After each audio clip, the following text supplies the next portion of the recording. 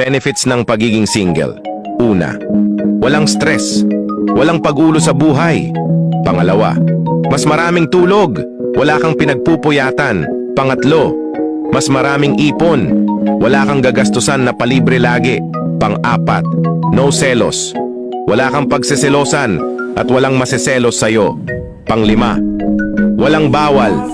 Walang buraot na magbabawal sa mga gusto mo. Pang-anim, anligala.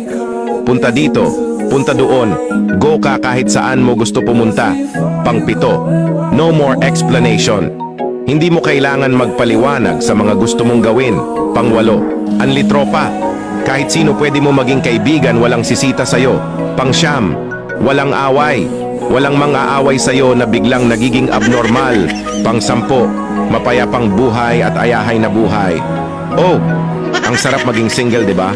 Sulitin mo ang pagiging single.